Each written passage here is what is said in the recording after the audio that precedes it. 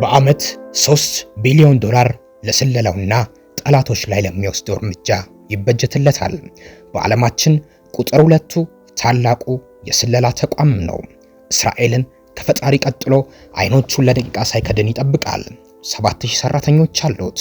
በግልጽ አይነገር እንጂ የታላላቅ ሰዎች ግድያዎችን ሲፈጽም ከፓርላማው በድብቅ ፕሬዝዳንቱ በቀጥታ ይሁንታን ይሰጡታል። የእስራኤልን ጠላቶች ባልጠበቁት ሁኔታ አድኖም ይገድላል። በአጭሩ የእስራኤል ህልውና ሙሉ ለሙሉ በእጁ ያለው ታላቁ የስለላ ተቋም ሞሳድ 3 ቢሊዮን ዶላር በዓመት የሚበጀትለት የስለላ ተቋም ነው። ዓለም ካየቻቸው እስራኤል በአደባባይ የኔ ነው የማትለው መሪዎቿ ስለሱ ምንም ትንፍሽ ለማለት ጥረት የማያደርጉት ተወዳዳሪ የሌለው የስለላ ተቋም እስራኤልን 7ቱን ቀን 24 ሰዓት ሙሉ አይኑን ሳይከድን እየጠበቀ የሚኖረው ሞሳድ ከሲአይኤ ቀጥሎ የዓለማችን አደገኛው የስለላ ተቋም ነው። በፈረንጆቹ 2021 ዲዲ ባሬና ከቀድሞ ዋና መሪው ዮሴ ቼን ኃላፊነት ተረክቦ እየመራው እንደሆነ ይነገርለታል። ሞሳድ የፈለገው ሁሉ ሄዶ የሚቀላቀልበት፣ እኔ የሞሳድ አባል ነኝ የሚልበት ተራ ተቋም አይደለም። አንድ ሰው ምን ያህል ስፖርተኛ ቢሆን፣ ምንም ያህል ወታደራዊ ችሎታ ቢኖረው ሞሳድን ሊቀላቀል ግን መስፈርቱና መመዘኛው አይደለም። ዓለም ላይ በርካታ ፈተናዎችን ሊያውቁ ይችሉ ይሆናል። ሞሳድን ለመቀላቀል የሚደረገው ስልጠናና ፈተና ግን ዓለም ላይ ለየትኛውም የሥራ መስክ ከሚሰጥ ፈተናና ስልጠና ከባዱ ነው። ሞሳድ አንድን ሰው ከመመልመሉ በፊት ለረጅም ጊዜያት ያንን ሰው ሲከታተል ይከርማል።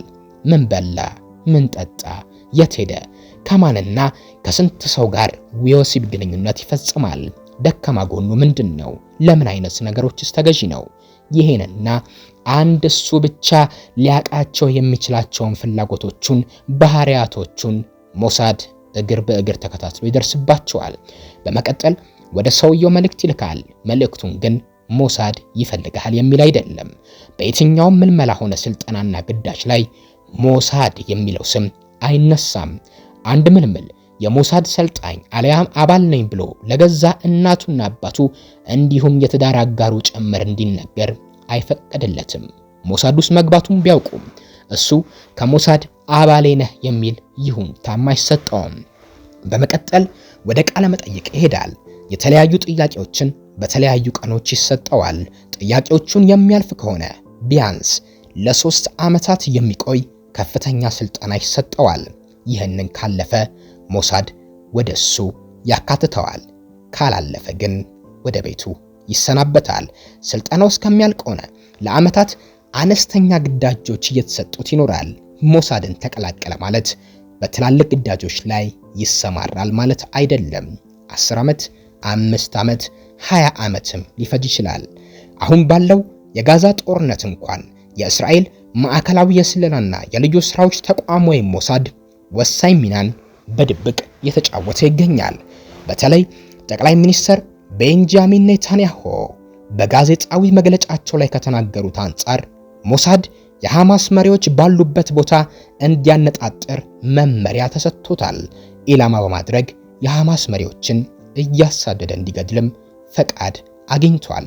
የሐማስ መሪዎች የትም ቢሆኑ ከጋዛ ሰርጥ ውጪ በተለይም በኳታር በሊባኖስ እና በቱርክ የሚኖሩትን የሐማስ መሪዎች የሞትን ጽዋ እንዲጎነጩ ሞሳድ ኃላፊነት ተሰጥቶታል። የኔታንያሁ ድፍረት የተሞላበት ንግግር በመከላከያ ሚኒስትሩ ዮአፍ ጋላንት የተጠናከረ ሲሆን ሁሉም የሐማስ መሪዎች በሞት ጥላ ስር እየተራመዱ ነው። እነሱ የሚኖሩት እስክንገድላቸው በተበደሩን ጊዜ ነው። ኢላማችን ዓለም አቀፋዊ ነው። በጋዛ በሜዳ ላይ ከታጠቁ ጀምሮ እስከ ውጭ ሀገር ድረስ በማለት ገልጸውታል። ኦክቶበር 7 ሐማስ በእስራኤል ላይ ከፈጸመው አረመናዊ ጥቃት በኋላ ይህ የሞሳድ ተልእኮ ተጧጡፎ ቀጥሏል። ነገር ግን ብዙ ቦታ ስሙ ሲጠራ አይሰማም። የተለያዩ የእስራኤል ጥቃቶች በእስራኤል ሰራዊት እንደተፈጸሙ ቢዘገቡም የኔታንያሁን ትዕዛዛትና ቃሎችን ወደ ተግባር እቅድ የሚቀይረው አካል ግን የእስራኤል ብሔራዊ የስለላ ድርጅት የሆነው ሞሳድ ነው። ለስለላ አሰባሰብ፣ ትንተናና ስውር ስራዎች በተለይም ግድያዎች በስውር ሁሉንም ግዳጅ ሊባል በሚችል መልኩ የሚወጣው ሞሳድ ነው። ይህ ከሆነ በኋላ ግን በተለይም በእስራኤል ሰራዊት እንደተደረጉ ተደርገው ይዘገባሉ። ሞሳድ በበርካታ ክፍሎች የተደራጀም ሲሆን ከነዚህም ውስጥ ቶዝሜት ወይም መገናኛ የተባለው ትልቁ ክፍሉ ነው። በውጭ ሀገር የስለላና ሚስጥር ወኪሎችን የመምራት ኃላፊነት ያላቸው ኬዝ ኦፊሰሮች ወይም በሞሳድ ቋንቋ ካትሳስ ያሉት ነው። ቂሳሪያ የተባለው ክፍል ልዩና ስውር ስራዎችን የሚሰራ ክፍል ሲሆን በውስጡ 40 የሚያህሉ ቋሚ ነፍሰ ገዳዮችን አቅፏል። ኬዶን ወይም ጃቭሊን የተባለው ክፍል አብዛኞቹ ሁለት ዜግነት ያላቸው የውጭ ቋንቋን አቀላጥፈው የሚያውቁ በተለይም የውጭ ሀገር ስራዎች ላይ የሚሰማሩ ናቸው። ኬሺት ወይም ቀስተ ደመና የተሰኘው ክፍሉ የኤሌክትሮኒካዊ ክትትል፣ የጠለፋና የስልክ ጥሪን ጨምሮ የቴክኖሎጂ ጉዳዮችን የሚቆጣጠረው ክፍሉ ነው። ሞሳድ በአረብና በሌሎች ሀገራት ሚስጥራዊ ወኪሎችን ያሰራል። ምናልባት እኛ እስከምናውቀው ድረስ ሁለቱ በጣም ታዋቂዎቹ ኤሊ ኮሄን እና አሽራፍ ማርዋን ነበሩ። ከዛ ባሻገር የግብጽ ተወላጅ የሆነው ኮሄን የሶሪያ ነጋዴን በማስመሰል ከፍተኛውን የሶሪያ መንግስት ባለስልጣናት ሰርጎ በመግባት በርካታ ስራዎችን ለሞሳድ ሰርቷል። ይህ ሰው በሶሪያ የስለላ ድርጅት ከመጋለጡ በፊትና በፈረንጆቹ ግንቦት 18 1965 በማዕከላዊ ደማስቆ በሚገኘው የሰማዕታት አደባባይ ላይ ተሰቅሎ ከመሞቱ በፊት ጠቃሚ መረጃዎችን ለእስራኤል አሰራጭቷል። ሶሪያንም ጉድ አድርጓታል። ከሞሳድ ተልእኮች የሚታወሰው የሴፕቴምበር 5 1972ቱ 8 ፍልስጤማውያን አሸባሪዎች በሙኒክ ኦሎምፒክ በምዕራብ ጀርመን በሚገኘው የኦሎምፒክ መንደር ውስጥ ገብተው የእስራኤልን አትሌቶች በማገት እስራኤል በስራዎቿ የሚገኙ እስረኞችን እንድትፈታ የጠየቁበት አጋጣሚ ነው። በጀርመን የነፍስ አድን ዘመቻ ሞሳድ አስገራሚ ተልእኮን የፈጸመ ሲሆን ታጋቾቹን ለማስለቀቅ በተካሄደ የተኩስ ልውውጥም 11 ሰዎች ተገድለዋል። ይህ ክስተት የሙኒኩ እልቂት በመባል ይታወቃል። ከዚህ በመቀጠል በጥቅምት 1972 እንደ አውሮፓውያን አቆጣጠር የፍልስጤም ነፃ አውጪ ድርጅትና የፍልስጤም መሪ ያሲር አራፋት የአጎት ልጅ ዋኤል ዝዋይተርን በሮም አፓርትመንቱ ሎቢ ውስጥ ተኩሰው ገደሉት። ይህንን ማንም አልጠበቀም። ከዚያም በመቀጠል በታህሳስ ወር በፓሪስ የፍልስጤም ነፃ አውጪ ድርጅት ተወካይ የሆነውን መሐሙድ ሐምሻሪን ኢላማ አድርገዋል። ለዚህ ተልእኮም ከፍተኛ እቅድን ሞሳድ ጠነሰሰ።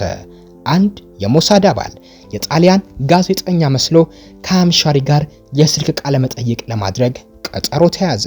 የሞሳድ ፈንጂ ባለሙያዎች ከቃለ መጠይቁ ቀደም ብለው መሐሙድ ሐምሻሪን ቤት ገብተው በስልኩ ውስጥ ቦምብ አጥምደው ወጡ። ለቃለ ምልልሱ በተዘጋጀው ሰዓት ሐምሻሪ ስልክ ተደወለለት እና አቤት ሐምሻሪ ነኝ በማለት ማንነቱን ገለጸ። ማንነቱን ሲገልጽ ታዲያ ስልኩ ላይ የተተከለው ቦምብን የሚያዘውን ሪሞት ተጫኑት። ወዲያው የሐምሻሪን ስልክ ፈነዳ። ሐምሻሪን ይህን ቦምብ ገደለው። በሚቀጥሉት ጥቂት ወራት ውስጥ 7 ተጨማሪ ፍልስጤማውያን ተጠርጣሪዎች መግደል ችለዋል የሞሳድ አባላት።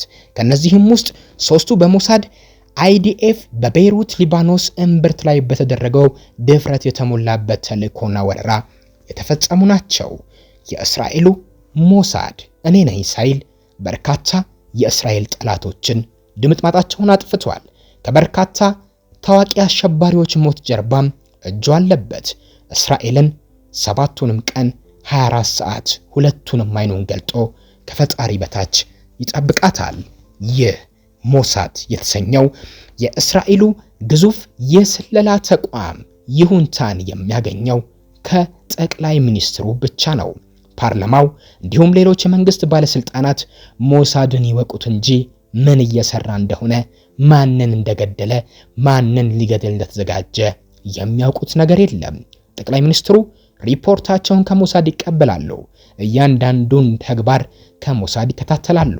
ነፃነት ሰጥተውት ይኖራሉ። ሞሳድም እስራኤልን እየጠበቀ የእስራኤልን ጠላቶች እያደነ አሸባሪዎችን በተለያዩ መንገዶች እያደነ ይዘልቃል።